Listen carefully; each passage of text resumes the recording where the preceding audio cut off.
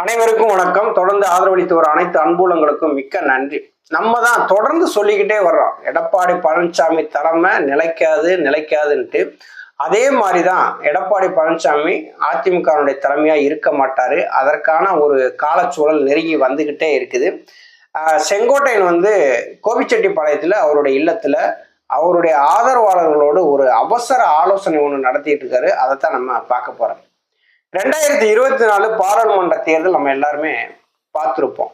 எடப்பாடி பழனிசாமி தலைமையில சந்திச்ச அந்த பாராளுமன்ற தேர்தலானது படுமோசமான ஒரு தோல்வியை சந்திச்சது. பிஜேபியினுடைய கூட்டணியிலிருந்து அதிமுக விலகிருச்சு.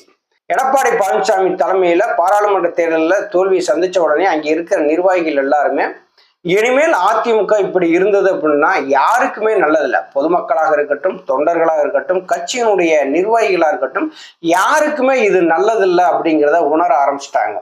இப்போ அதிமுகவோட ஒரு கூட்டணிக்கு வரணும் அப்படின்னா எந்த கட்சியுமே கூட்டணிக்கு வர்றதுக்கு தயங்குறாங்க. ஒற்றுமையா இருந்தா தானே பலம். ஒற்றுமை இழந்துட்டா அங்கே இருக்க அதிமுகவுடைய வாக்குகள் புறாமே சிதற ஆரம்பிக்குது.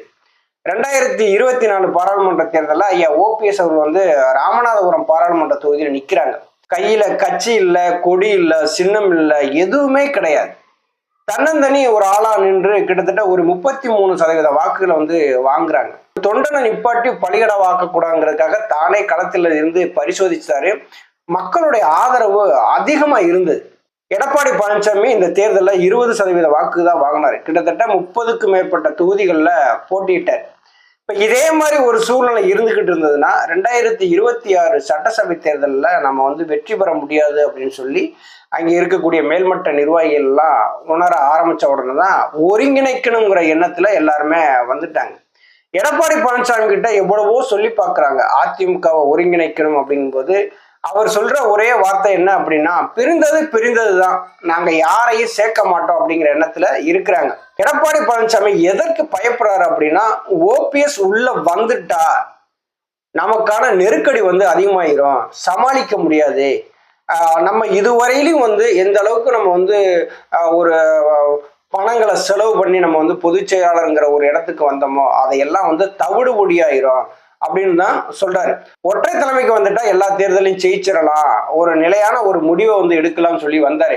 ஆனா எடப்பாடி பழனிசாமி கையில இன்னைக்கு அதிமுக இல்லை அப்படிங்கிறது நல்லா தெரியுது. இப்ப டெல்லி மேலிட தலைமை எடப்பாடி பழனிசாமி கிட்ட சொல்லி இருக்கிறாங்க, அதிமுகவை ஒருங்கிணைக்கிறதுக்கான வழியை பாருங்க, ஒருங்கிணைந்தா கண்டிப்பா நம்ம வெற்றி பெறலாம் அப்படின்னு சொல்லியிருக்காங்க. எடப்பாடி பழனிசாமி மறுத்துட்டார். அப்ப எடப்பாடி பழனிசாமி மட்டும்தானே அதிமுகவில் மறுக்கிறாரு, மற்றவங்க எல்லாம் ஓகே சொல்றாங்களா இணைப்புக்கு அப்படிங்கும் போது, அப்ப செங்கோட்டையனை வச்சு காய் நகர்த்தும் போது இங்க என்ன ஆகுது அப்படின்னா, எடப்பாடி பழனிசாமி அதிமுகவில் இருக்க மாட்டார் அப்படிங்கிறது தெரியுது.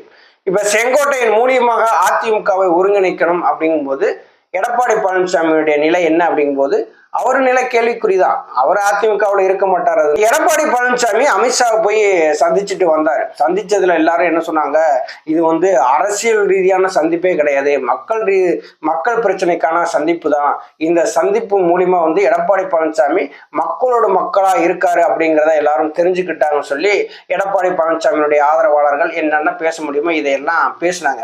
ஆனா அங்க நடந்தது வேற. அமித்ஷா அவர்கள்ட்ட எடப்பாடி பழனிசாமி சந்திச்சு பேசினதே வேற. உட்கட்சி பிரச்சனை பத்தி பேசியிருக்கிறாங்க, கட்சியினுடைய ஒற்றுமையை பத்தி பேசியிருக்காங்க. எடப்பாடி பழனிசாமி ஏத்துக்கிறல. இப்படி இருக்கிற சூழ்நிலை தான். ஏற்கனவே ஒரு வீடியோவில் இதை பத்தி பேசியிருப்போம். செங்கோட்டையன் மறுநாளே டெல்லி போறாரு, நிர்மலா சீதாராமனை சந்திக்கிறாரு, அடுத்து அமித்ஷாவை சந்திக்கிறாரு. இந்த இணைப்புக்கான வேலைகளை பார்க்க ஆரம்பிச்சிட்டாங்க. செங்கோட்டையன் தனது சொந்த ஊரான கோபிச்செட்டிப்பாளையத்துல தனது ஆதரவாளர்கள் பூரா கூப்பிட்டு ஒரு அவசர ஆலோசனை ஒண்ணு நடத்திருக்காரு. அந்த ஆலோசனையில எல்லாருமே சொல்றது கட்சியை ஒருங்கிணைக்கணும்.